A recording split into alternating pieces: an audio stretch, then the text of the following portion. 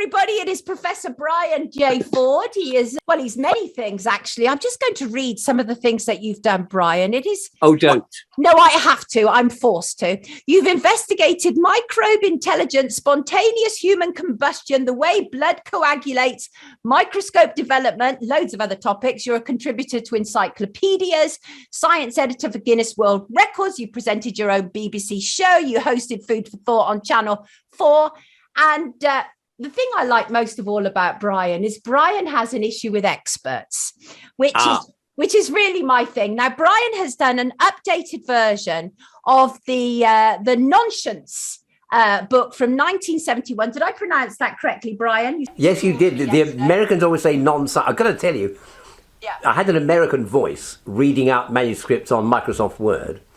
And whenever I checked anything with the word in, he'd always say, oh, non-science. Well, now it's changed to an English accent. It's rather refined. And he always says nonsense, which is why I say, yeah, that's the original book. 50 years ago it came out. And it had this ridiculously long title in order to remind people that one of the ways that experts manage to fool you is by using unnecessary long words. Right. And we were talking about that yesterday. First of all, let me just introduce you to my co-host. This is Sean Ward. And Morning, Sean. Sean has just joined us this morning. He's our new addition this morning. So everybody is, sort of new. So the original book came out in 1971. And one of the things that you said to me was that the original book was really prophetic in many respects. What do you mean by that? Well, the original book, it was a satire, like the new version of it is. And the original book said that it's all very well to sort of talk about people as experts, as though in some way they're wonderfully wise. But I could sense at that time, it's one of the reasons I've always been independent. Although I'm attached to a lot of bodies, I have always been self-employed. The only boss I've ever had is that subtle concatenation between the wife and the bank manager. And I could see that science was becoming commercialised. And a lot of effort was going to people actually conning grant-giving committees into giving them money for pretty well pointless and lightweight research. And that by using long words, they could confuse the public and hide up what they were really up to. And over the last 50 years, can you believe that, Sonia? Over the last 50 years, it's actually all come true. So the new book came out. It's still got, the original title, great big long title, and subtly named Nonscience Returns. So listen, everybody. My publisher wants me to say, dash out now, or go over to your laptop and immediately order it from Curtis Press, or if you're a cheapskate and want it discounted, then order it from Amazon, which of course cuts back my royalty, but then at least you got the book. That's the important thing. God, we do love a good flog. Hey, but the thing is, I must say, I do apologise to your publisher. I'm very sorry, Neil. I've just remembered I forgot to send you the URL. I do hope you found us. Now, so we had a good laugh yesterday, Brian, because you're basically saying a lot of things that I completely understand and agree with. And that is, this whole idea. One of the things in the comments, they're saying, so is Brian an expert on experts? Do not call Brian an expert. Okay, Brian does not like to be called an expert.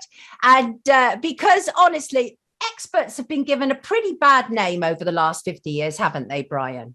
Well, ever since the book came out, it teased the idea that an expert was actually somebody you might tease rather than somebody you might worship. And actually, this book almost reversed the meaning of the word expert. I mean, up until the book came out, people would say, oh, he's an expert. Now they tend to say, oh, he's an expert. And indeed, the word has become almost sardonic.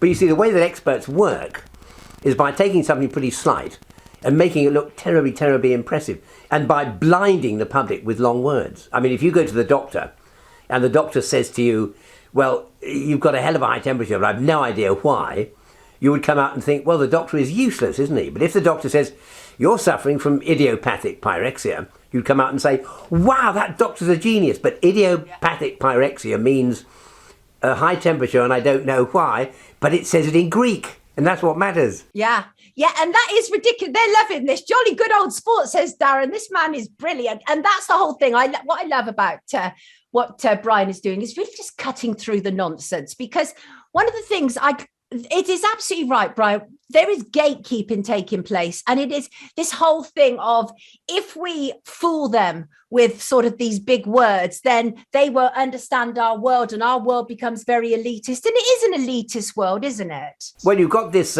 Professor Ferguson on COVID at the moment. He was the one who immediately broke the rules. And almost every forecast he ever done has been wrong. But Imperial College, which has regularly got everything wrong about the future of COVID, they're always quoted because they're experts. They're at the university, so they must be right. And it is a very dangerous trend. An awful lot of stuff now is getting past people because experts are just seeking massive grants and impressing the public. I'll give you one example of really a completely hoax area of science, and that is artificial intelligence. There is no intelligence in artificial intelligence. No intelligent machine has ever been built, nor is ever likely to be built. What we're seeing is digital automation. And everybody's sort of threatened by the fact that we're going to be expendable in a few years' time, and robots will take over because they're so much cleverer than us. And people say, but a robot can do things that no human can do. So can a stapler. So can a pair of scissors. So can a plane. Just because we can't do it doesn't mean that a fish can do things I can't do. That doesn't mean to say it's more intelligent. And it isn't artificial intelligence. What we're seeing is much more prosaic. What we're seeing is digital automation, which is a fabulous new discipline and saving us a huge amount of work. Now, they built robots. I remember a robot, what was the name of that robot, went to the Financial Times. And one of their senior editors took it into the editorial boardroom. And they were all coming up and greeting it as though it was a pop star. It's a bloody doll. I mean, it's a big doll, and it's a doll with a rather nice voice, but it's a toy. There is nothing that it could do that was remotely useful, except, of course, entertain the readers. Yeah, Country Boy says, I could listen to this man all day. Well, I'm afraid that's not going to be possible, Country Boy, because we close at 9 o'clock. But having said that, I'd already said to Brian yesterday, oh, Brian, you're one of those people that I suspect we're going to be bringing back again and again and again. And the whole point yes. Don't think you're getting away that easily. Once you get in my net, you're in trouble. But the whole point about today really was to sort of introduce you to Brian, because I just like his take. It's just different, and I really like the idea of questioning experts. And one of the things that you said, Brian, which I found quite alarming and disturbing, was that while the original book was huge, it was... dear me. Are you all right there? You got a cold? Yes, I am. Okay. Yes. And while the original book was huge and world renowned and everything, et cetera, when you did your new book, not one newspaper has reviewed it. Why is that?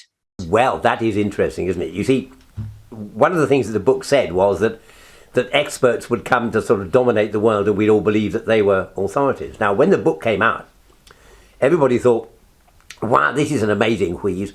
And all the national newspapers and scores, might have been hundreds, of regional newspapers reviewed it. And they all said, you've got to watch out for the expert. Brian Ford's right. He's put his finger on something here that might happen. We must watch out for it. Now, when the new book came out, incidentally, you did have a correspondent just now typing in, telling him to stop typing and get online and buy the bloody book.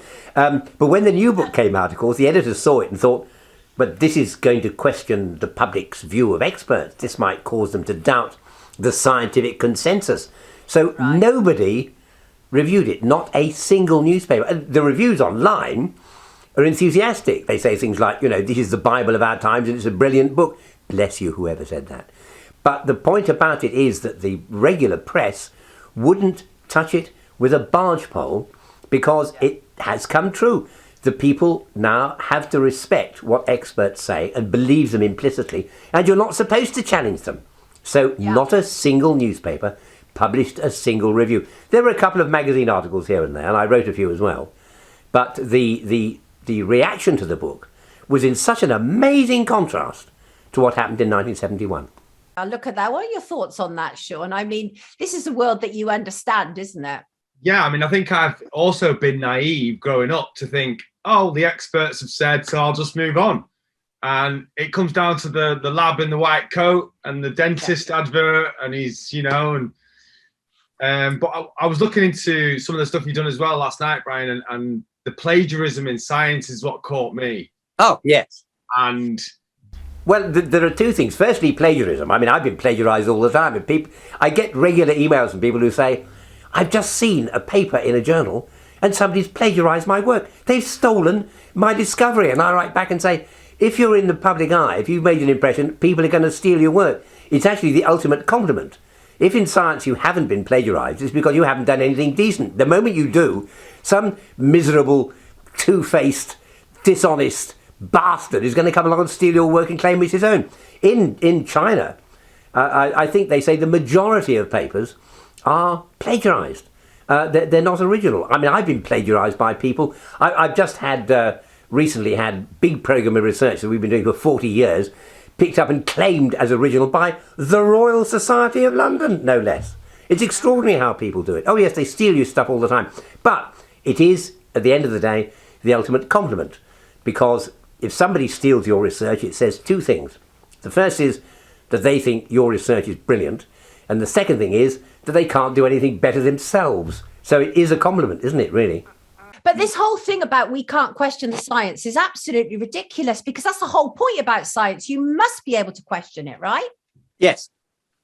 Although you've got to be careful here, because there is a view that, it's just a theory and everything might change. There are obvious facts. There is a view that there's no such thing as a fact in science and things might change. No. It is a fact that the sun is nearly 93 million miles away from us. It is a fact that the sun is extremely hot. It is a fact that global warming is happening. I mean, you can see it. I remember when I first met my wife, I took her to Kew Gardens to show her a tree fern growing in the palm house. And we looked at it in amazement. I said, yeah, that's what you get in the tropic. We have them in the garden now. We've got an olive tree growing in the garden. We've got palm trees. We've got bananas growing in the garden. Anybody who says that global warming isn't a fact is absolutely blind to reality. But yes, you mustn't always trust everybody to believe everything just because it's couched in long words and an expert has said it. It might sometimes be wrong. And I've spent much of my life in disproving what other people have said.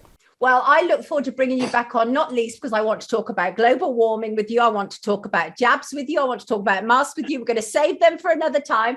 And again, It's really interesting because I discovered that Brian yesterday he's a straight talker and we don't always agree on things. That's the whole point about this show, is to bring on people that I don't always agree with, but I've thoroughly enjoyed having you this morning, Brian. It's been an absolute pleasure. Come back and join us again and have a brilliant week.